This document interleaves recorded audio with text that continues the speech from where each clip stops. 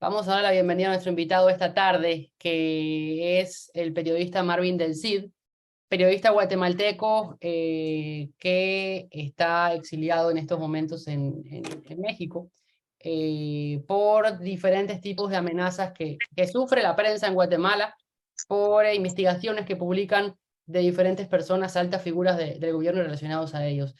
Marvin es director y propietario del medio Artículo 35 y Vox Populi, socio de Vox Populi en Guatemala. Y bueno, él hizo un pasaje breve por Panamá en los últimos días, participando de eventos realizados por el Consejo Nacional de Periodismo y también por otras entidades isleñas. Marvin, buenas tardes. Saludos, buenas tardes, qué gusto saludarlo. Su caso, Marvin, que mencionábamos recién, usted y su socio realizaron diferentes publicaciones de periodismo de investigación sobre el poder en Guatemala. Cuéntenos un poco de ellas y cuál ha sido la reacción por la cual usted en este momento tiene que estar afuera de su país. Bueno, nosotros coordinamos un medio de investigación que se llama voxpopuliguate.com, donde presentamos investigaciones periodísticas y periodismo de profundidad. Y hemos sido el medio digital alternativo que más ha publicado investigaciones en torno al círculo del presidente Alejandro Yamatei. Y eso obviamente ha causado mucho malestar, sobre todo en el presidente Alejandro Yamatei, porque obviamente a él no le gusta dar explicaciones de lo que hace y menos de cómo él y su círculo cercano se han enriquecido en los últimos 3 años. Recordemos que el presidente Yamatei recién acaba de cumplir 3 años en la presidencia y le queda un año más para terminar, ya que él entrega el 14 de enero del año 2024. ¿Por qué razón ustedes tuvieron que salir de Guatemala? Ustedes son dos periodistas con medios de comunicación independientes y que en este momento están exiliados en México. Bueno, nosotros tuvimos que salir de Guatemala por las constantes amenazas y por las constantes campañas en redes sociales de descrédito en contra nuestra, de amenazas, adicionalmente la criminalización. Tenemos 4 denuncias penales. Incluso se ha utilizado la ley contra el feminicidio y otras formas de violencia contra la mujer en contra nuestra, producto del trabajo periodístico que hemos hecho. En menos de año y medio nos ha tocado salir 2 veces de Guatemala. La primera a Costa Rica hace poco más de un año y esta segunda hacia Ciudad de México con el objetivo de resguardarnos por las constantes amenazas, sobre todo en nuestra contra, ¿verdad? ¿Cuál es la situación actualmente de los gremios periodísticos en Guatemala, Marvin? Bueno, la verdad es que es un tema bien complejo porque hay varios colegas fuera del país, no somos los únicos, hay colegas en México, hay algunos otros y otras colegas y en Estados Unidos, producto de que el Estado de Guatemala se ha dedicado a perseguir y a criminalizar no solo a periodistas, sino que a líderes sociales, ¿verdad? Son estados cooptados, como decimos en Guatemala, estados cooptados y permeados por estructuras que lo que hacen es manipular la justicia, manipular el sistema político y el país, lejos de avanzar, lo que hace es retrasarse en muchos aspectos, ¿verdad? Y recordemos que tal y como decía Leonardo, yo esta semana, hace algunos días estuve en Panamá y precisamente hablábamos de la importancia del periodismo para fortalecer la democracia, de la importancia del periodismo para ir avanzando como naciones. Pero lamentablemente en países como Guatemala esos espacios se cierran cada vez más. Y esos espacios se cierran cada vez más porque obviamente a mucha gente que tiene poder, y no solo poder político, sino que poder económico, no les interesa rendir cuentas. Simple y sencillamente ellos quieren seguir haciendo sus cosas sin que la prensa los cuestione o que investiguen las irregularidades que hay en torno a todo lo que hacen. Marvin, una pregunta. Usted ahorita está en México, pero México es uno de los países donde cuando se hizo el resumen de los periodistas asesinados, el país que encabeza la lista de países de periodistas comunicadores asesinados. Básicamente, tal vez por el tema del narcotráfico y los cárteles que existen allá. ¿Se siente Marvin seguro en un país donde la violencia es mucho mayor que en Guatemala? Lo que sucede es que nosotros estamos en la Ciudad de México. La Ciudad de México, relativamente en las áreas donde nosotros estamos, es relativamente tranquilo, ¿verdad? Vivimos en un área bastante segura. Obviamente vivimos en un edificio con seguridad, donde hay guardias de seguridad y todo. Y el área donde vivimos es, digamos, es bastante segura. ¿Y por qué nos sentimos más seguros aquí? Porque resulta que nosotros, digamos, cuando caminábamos en Guatemala o caminamos en Guatemala, muchas veces se publican fotos de nosotros. Les voy a poner un ejemplo. Yo estaba en Panamá hace 2 días, el 31 de enero, ¿sí? Ese día, cuentas de Net Center o Call Center, como le llaman ustedes, publicaron fotos mías y de mi colega Sonny Figueroa, supuestamente en un supermercado de la ciudad de Guatemala, cuando yo estaba en Panamá, solo que me hubiese teletransportado en 20 minutos desde Panamá hasta la ciudad de Guatemala, y eso es imposible, ¿verdad? Entonces, pasan cosas como estas, y esas cosas lo que han hecho es que nosotros nos sentamos muy inseguros. Aparte de eso, es que tenemos una fiscalía de delitos contra periodistas que tiene todos los casos engavetados. Nosotros hemos presentado más de 10 denuncias, pero lamentablemente no avanzan. La otra pregunta que le tengo es, usted hace un rato, no sé si usted es el mismo periodista, pero en estas semanas, si la memoria no me falla, escuché de un periodista en Guatemala que le habían adjudicado un segundo delito. ¿Es usted mismo o es su compañero? Sí, bueno, me imagino que ustedes se refieren al caso de José Rubén Zamora, presidente del diario El Periódico, uno de los periódicos. Pero usted también menciona algo de un feminicidio. Por ejemplo, yo creo, y bueno, yo soy igual periodista, pero cuando hay delito, independientemente uno sea periodista.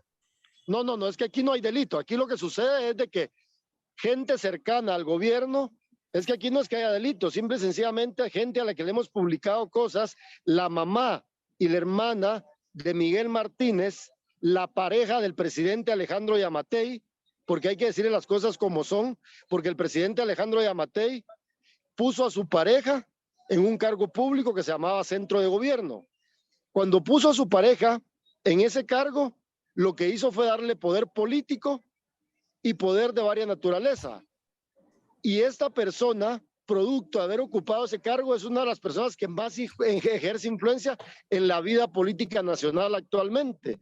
Y aquí lo grave es de que esta persona se ha ido enriqueciendo, y eso lo hemos documentado ampliamente.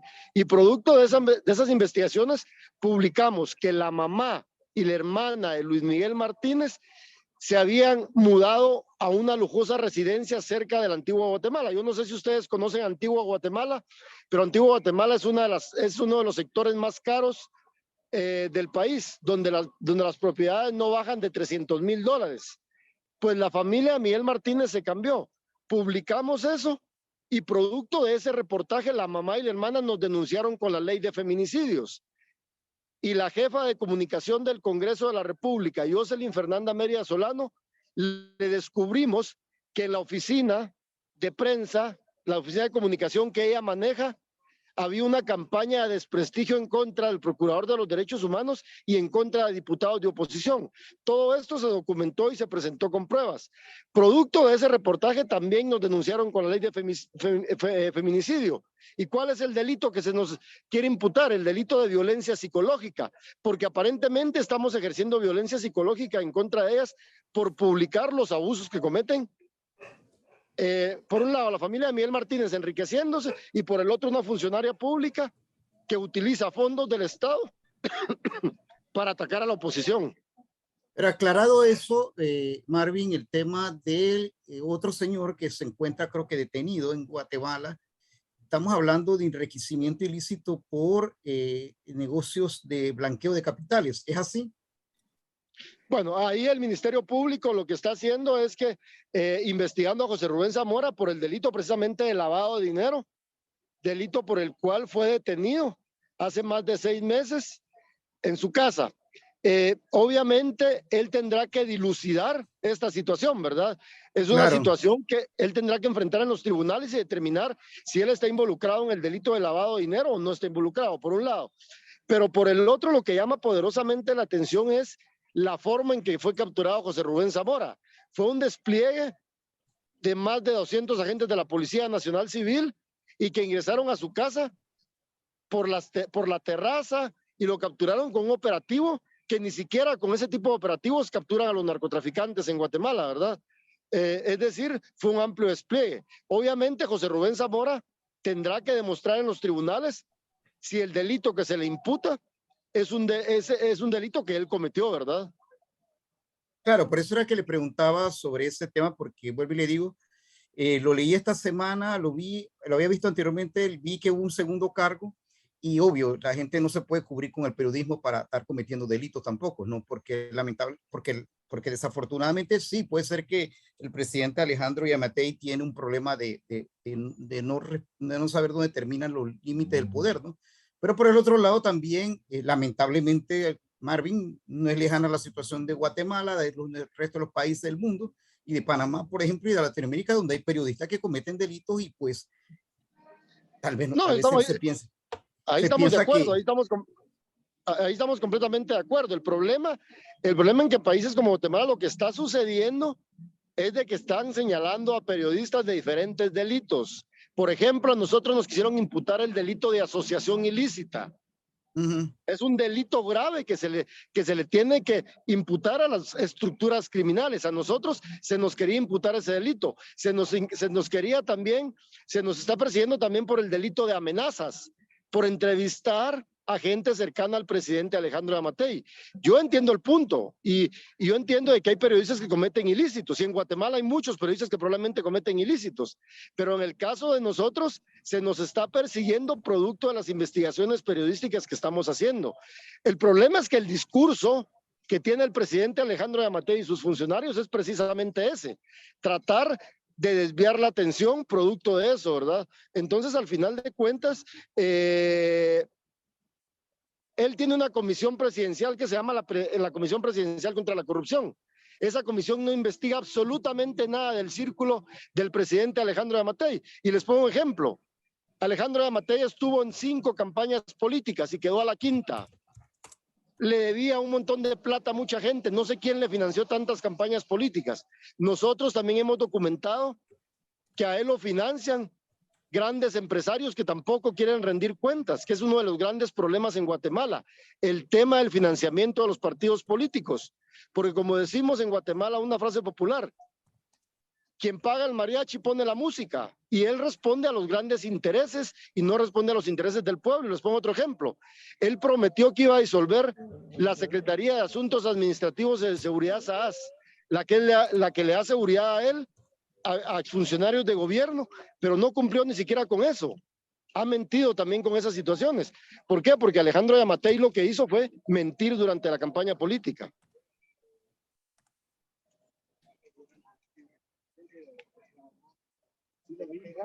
Sí, Marvin, no, definitivamente lo que usted plantea creo que es parte de lo que ha ocurrido, pero la Relatoría de Derechos Humanos, la Relatoría de Libertad de Expresión ha ido a Guatemala. ¿Conoce los casos ustedes? ¿Cuál fue la pregunta, me decía? Que si la Relatoría de la Defensoría de la Libertad de Expresión ha ido a Guatemala, ¿conoce los casos que usted menciona? La Relatoría conoce los casos, lamentablemente, y lo digo abiertamente, la Comisión Interamericana de Derechos Humanos ha hecho un trabajo tibio en Guatemala. La burocracia los ha envuelto a ellos y se lo planteo de la siguiente forma. A nosotros se nos están gestionando medidas cautelares desde hace 2 años y el Estado de Guatemala lo que ha hecho es decir que ningún periodista corre riesgo en Guatemala, cuando hay periodistas que han sido detenidos. Precisamente con Pedro Vaca, yo lo encontré en Panamá y estuve hablando con él, porque a nosotros se nos empezaron a gestionar medidas cautelares hace más de 2 años.